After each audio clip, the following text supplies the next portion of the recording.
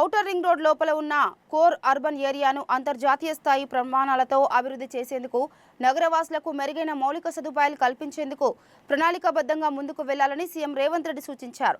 దానికి సంబంధించి ఇప్పటికే పైలట్ ప్రాజెక్టుగా చేపట్టిన డ్రోన్ సర్వేను కోర్ అర్బన్ ఏరియా మొత్తం నిర్వహించాలని అధికారులకు ముఖ్యమంత్రి సూచించారు.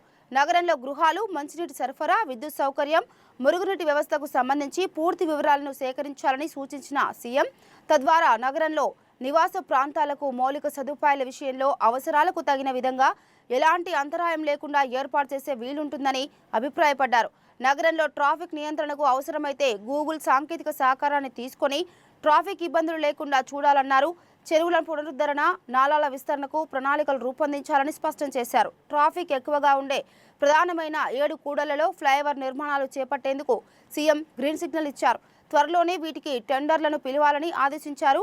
భూసేకరణ, ఇతర పనులను పూర్తి చేసి వీలైనంత త్వరగా టెండర్లు పిలవాలని అధికారులకు సీఎం సూచించారు.